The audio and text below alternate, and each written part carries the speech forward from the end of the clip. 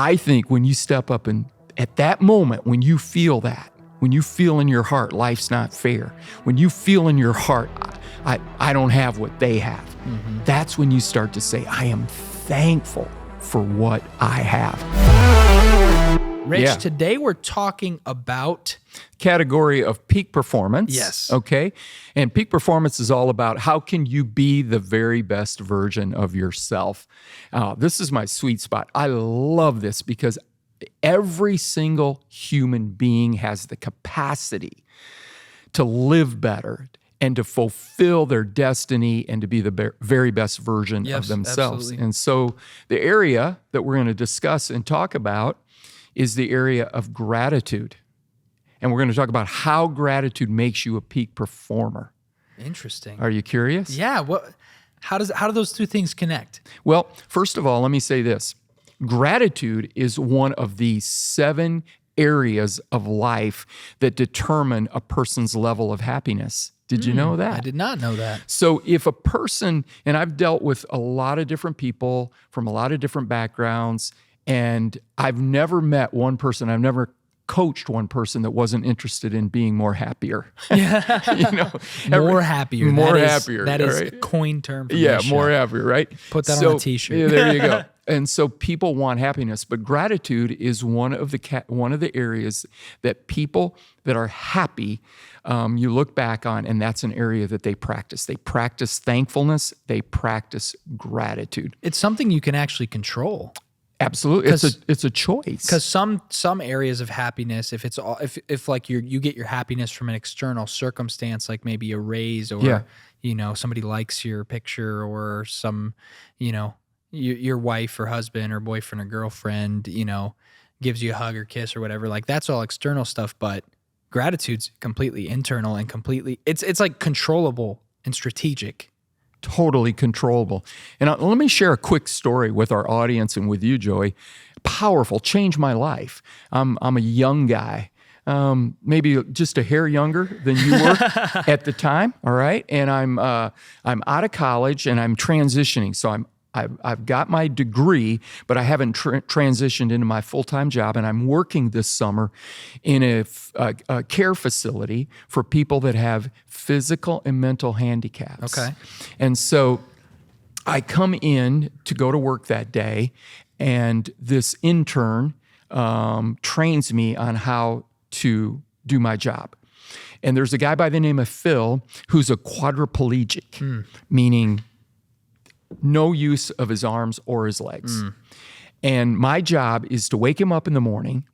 It's to shower and bathe him, take him to the bathroom, put his clothes on, take him into the dining hall and feed him. Now, think about that for a moment when a person's cannot use their limbs. So this is a lot of stress and work on both me, the new employee, Right. and him. And so my intern did something that changed my life. He did not treat this person, he did not treat Phil with dignity. He did not put his whole heart into him. He plopped him in the shower chair, he sprayed him off from an angle, put him on with his hair was wet, his clothes were wet. And even though this was not the perfect job fit for me, it disgusted me. And I made a decision at that point. The next day when I go in and I do this on my own, I'm going to do it to the very best of my ability. So I went in and put on some background music, was upbeat with Phil. I got in the shower with him. I scrubbed him to head to toe. I dried him off. I combed his hair. I put a little cologne on him. Oh, wow. And he was beaming from head to tail. He was just beaming. But here's the story. We go into the dining room, and I'm feeding him bite by bite. And every third bite, he spits up. It's a reflex. He can't control it. He spits it up. But I'm giving everything. So I don't care if he spits on me. I don't care. I'm going to make this guy's day. I don't care if I work there 2 days, 2 months, or 2 years. I'm going to make Phil's day, Wow. right? But here's what happened. Phil made my day. Phil changed my life forever. There was a young boy off in the other side of the cafe who had mental challenges, and he was acting out. And Phil stopped in the middle of me feeding him and he said, Rich, I want to tell you something. I said, what's that, Phil? He said, I have so much to be thankful for. And I said, really? Tell me about that. And he said, Rich, I am so thankful that I have my mind. Now, I'm feeding a guy who's choking on every third bite. He's a quadriplegic. He can't dress himself. He can't take himself to the bathroom. He can't put cologne on. He can't even comb his own hair. And he said, I have something to be thankful for. That dramatically changed my life because at that point, I was feeling sorry for myself as a 22-year-old saying, I went to school for 4 years. I don't have a job. I'm not married. I don't have this. I don't have that. I was whining. I was feeling sorry for myself. I was self-focused. And at that moment, it changed my life. Wow. And I realized gratitude is the key to being happy, and it's the key to being a person of influence. It's the key to everything. And so I believe gratitude is something that everyone who wants to be a peak performer can begin to look at and challenge themselves with. And so I have some practical things too that I teach people that we can talk about. But one question as you're talking. And I knew you'd have a question. Excuse me, I've got a little bit of a cough going on. One question I have is, at what point in my day should I practice gratitude? Beginning, middle, end, all three. Is there a good spot to put gratitude in? That is a great question. I'm so glad you asked it. Let me give you a practical answer, and then let me give you the one that will really turn you around. The actual answer. The practical answer is this. You know, I have a gratitude journal that I started right after that. So every morning I try to write down at least 3 or 4 things that I'm grateful for. And I try to do that every single morning. This is what I'm grateful for. So that's a good practice. But here's where I think you turn it around. You turn it around is when you're in those dark times. You turn it around when you're in that self-pity moment. You turn it around when you don't feel like being grateful, when you feel like being a whiner or a complainer. I think when you step up and at that moment, when you feel that, when you feel in your heart, life's not fair, when you feel in your heart, I don't have what they have, that's when you start to say, I am thankful for what I have. I'm thankful. When when your car breaks down, you're thankful that you have a car. Yep. When your water heater blows up on you, you're thankful you have a house that houses a water heater. You know, more than 1/3 of the population do not live in a physical house in the United States of America. So we are people that maybe ought to really practice gratitude. But I would say to answer you, be grateful when you feel like you don't have a lot to be thankful for. That's the time to be thankful. Wow, it's like a way you can actually combat the external things that you can't control with something that you can control. Yeah. So if a situation comes, maybe somebody loses their job, they can be grateful that they have the ability to go get another one. They can be grateful that maybe this is a great time for me to start a business. You know, there's just different things that they can be grateful for that they can control versus like, because whenever I feel like whenever people give too much of their joy and happiness to other people, that's when they don't have enough of it. Yeah. It actually changes the chemicals in your brain. Being grateful. It's one of those things that when you start to speak and verbalize your gratitude and you really mean it from your heart, your brain starts to do something different and it changes your mood. Wow. Literally changes your mood. And when your mood changes, by the way, I believe people pick up on it. People pick up on your vibe. They pick up on your mood. And if you're a grateful person, it's amazing. When Phil did that, it changed me. I just was almost startled. And I couldn't wait to leave that day so that I could be the grateful person that Phil was. And I noticed people started to be attracted to me. All right. I mean, nobody wants to be around a whiner, complainer, right? Right. And so possibly like you said, losing a job, and you start to think about grateful thoughts. Well, I'm grateful. I'm going to get a better job. Yep. When you walk in for the next interview, that's going to be felt in that interview session, guaranteed. As I'm kind of thinking about this, we've talked about morning routine in some of our previous episodes. I feel like morning is a great place to be grateful because, you've had some time to sleep and the night's kind of a reset, and now your brain is kind of in a fresh, clean slate for the upcoming day. I feel like if you start out by being grateful, you might accidentally be grateful all day long. Yeah. Yeah. And I'm going to say this, absolutely. That's a discipline,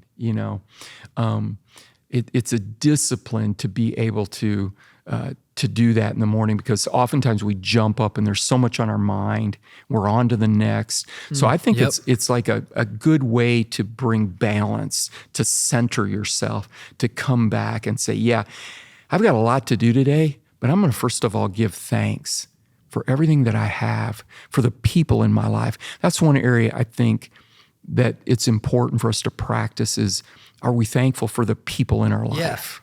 Yeah. I love to do that. I'm thankful. I'm thankful for my wife. I'm thankful for my children. I'm thankful for my community. I have different communities. I have my exercise community.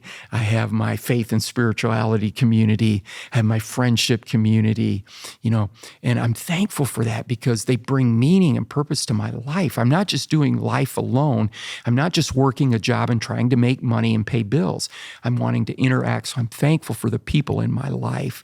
And then I want to be thankful for my experiences, good and challenging, because I have really good experiences, but I have challenging experiences. But it's the challenging experiences that have really grown me as an individual. They've grown me as a leader. And without those challenges, I wouldn't be the leader I am today. And so if I'm thankful for that, I can look back, and when I face a present challenge, I can say, well, guess what? When I'm through this, I'm going to be grateful for it. So I'm going to go ahead and be grateful for it right now. Yeah, it's like you can be grateful for things that have happened in the past. You can be grateful for people, things that have happened in the present. You can even be grateful for things that are upcoming, dreams, things that you're thinking about. So what are some practical ways? I know you mentioned a journal. What are some practical ways that, because as I'm hearing you, I'm like, excuse me, what if I practiced gratitude in the morning and then I practice gratitude at night right before I go to bed? I feel like I'm going to get a better night's sleep going to bed. Like, I'm really thankful for my wife. I'm really thankful for my 5 Ideas community. I'm really thankful for my church. I'm really thankful versus, man, gas prices are so high right now. I don't know if we're going to make it. I wish I would have hit my workout a little bit better today. Like, Yeah. versus all the not complaining, but complaining. I feel like I'd get better sleep in the morning or at night, and then I'd wake up on the same page. So what are some practical ways we can actually implement and practice gratefulness and make it an actual strategy? Yeah. So a journal. Okay. I'm going to go back to that. There's having a journal is great because here's some things you can do. Let's say you have a journal and you're journaling your thankfulness journal for years, maybe. Okay. Let's say you've had for years. Now before you go to bed, maybe you've had a challenging day. You can go back to that journal and read about the grateful things that you've gone through in your life. So you don't forget it. So you don't forget it. And you bring it back up and go, oh yeah, I remember being grateful for that, even though it was a challenging experience. Yeah. Here's another one. When I was growing up, my mom insisted that I say thank you to people. Okay. Right? You know how parents can be? Someone gives you something. Here's a cookie. And if I didn't say thank you, she would say, what do you say? Mm-hmm. Right? Thank you. So I think thank you and being grateful is an act. It's a verb as well as it is a noun. Okay, so it's a verb. It's an action. So here's what I'm going to say. With modern technology, I'm doing this more and more. You can send a grateful text. You can just send a text. I could send a text to when we're done here, I could send a text to our cameraman who's doing such a great job. Hey, David, I appreciate the work that you're doing. Hey, Joey, great podcast. Thank you. Send a to your wife. Hey, I appreciate you. I'm grateful for you. So you can actually do it. For a while, I was doing it with just cards, handwritten cards. I'm thankful for you. I'm grateful that you're in my life, et cetera, et cetera. That's like a 2-for-1 because you're grateful, and now it's not just you getting the feeling, it's them also getting the feeling of feeling like, oh, someone's grateful for me, feeling that honor and that actual respect. Yeah. So, And let me share something with you. I think it's practical, but it's more than practical. It's more than practical. Yeah. Okay. Listen to this. This is gonna merge into our spirituality. Okay, that's faith and spirituality is one of the categories that helps you be a complete person. So there's a scripture that says, "In all circumstances, give thanks." Okay, in all circumstances, give thanks. And I want to share something with you. I think this is vitally important for us to grab on. It doesn't say give thanks for everything that you're going through. It says when you're going through something, be thankful. It's so, if I'm in a car wreck, I don't go, I'm so thankful I was in a car wreck. It means in the middle of it, there's gratitude. Okay, so I'm thankful no one was hurt. I'm thankful cars can be replaced. So gratitude, it begins to be a mindset, it begins to be a habit, it begins to be a discipline, it becomes a way of life. And that scripture I've held on to because there's circumstances in life that I'm not going to like, but I can give thanks in the middle of it. I can give thanks in the midst of it. In all things, I can be a thankful person. And that's where your level of gratitude really begins to rise. That's amazing. A couple of key practical takeaways just to recap this episode today. Thank you again for joining us on this episode of 5 Ideas.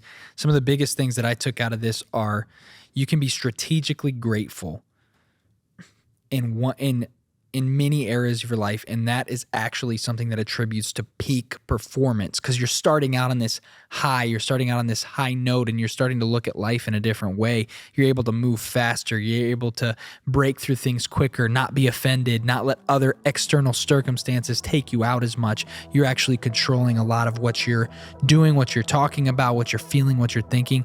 And then the other big piece is let people know that you're thankful for them and you're grateful for them.